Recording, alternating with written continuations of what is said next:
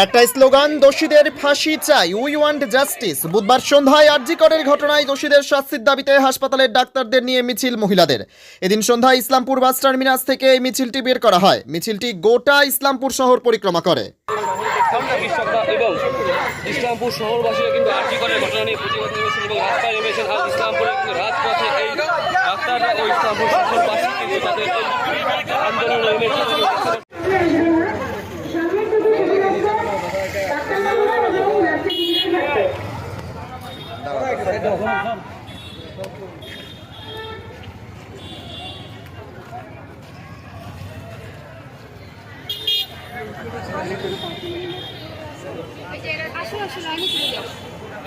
যারা এখনো বাইরে থেকে দাঁড়িয়ে আছে কিন্তু দাঁড়াবে না, সামনের দিকে শুধুমাত্র ডাক্তার যাবে এবং নার্সিংরা দাঁড়াবে। তারপরে আপনারা সবাই লাইন করে দাঁড়িয়ে যাবেন। এই মিছিল কোনো রাজনৈতিক উদ্দেশ্যে করা হবে না, তাই ডাক্তারকে কোনো রাজনৈতিক ব্যানার বা প্ল্যাকার্ড সেগুলো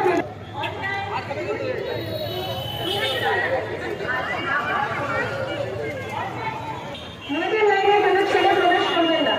ছেলেদের লাইন পেছনের দিকে আলাদাভাবে থাকবে। ইসলামপুরের সাধারণ নাগরিক বৃন্দ,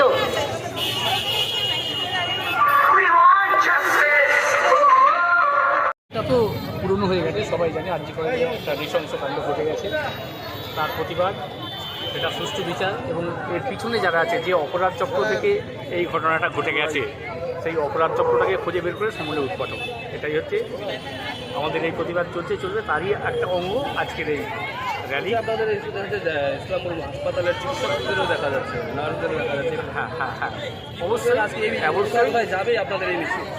এটা আমরা এখান থেকে শুরু করে ইসলাম মোড় পর্যন্ত যাওয়ার পরিকল্পনা আছে। কি নাম আপনার? আমি ডক্টর বিনয় ভূষণ। কোথায় যাবে এবং কি কর্মসূচি রয়েছে আজকে? কর্মসূচি বলতে আমাদের তো এখন একটাই কর্মসূচি, আমরা বিচার চাই, আমরা জাস্টিস চাই, আমরা দোষীদের শাস্তি চাই। আর এটা কোনো রাজনৈতিক মিছিল নয়, এটা একেবারে অরাজনৈতিক মিছিল এবং অমানুষদের বিরুদ্ধে মানুষদের মিছিল। এখানে আজকে শুধু নারীদের রাত দখল নয়, আজকে মানুষরা রাত দখল করবে। আজকে নারী, পুরুষ, শিশু, কিশোর নির্বিশেষে এই মিছিল। আমাদের এখান থেকে বেরিয়ে হয়ে হাসপাতাল দিয়ে আমাদের ঘুরে আসার এটাই প্ল্যানিং রয়েছে। আর ডাক্তাররা, নার্সরা, সাধারণ মানুষ সবাই আজকে একত্রিত হয়েছেন এবং এই মিছিল কিন্তু এখানে শেষ না, এটা চলতে থাকবে যতদিন না আমরা জাস্টিস পাচ্ছি, বিচার হচ্ছে, দোষীদের শাস্তি হচ্ছে। দফায় দফায় আমরা মিছিল করবো, দফায় দফায় আমরা প্রতিবাদে নামবো। এটা কিন্তু থেমে যাওয়ার কোনো আন্দোলন নয়। আমার নাম মাইভি বিশ্বাস।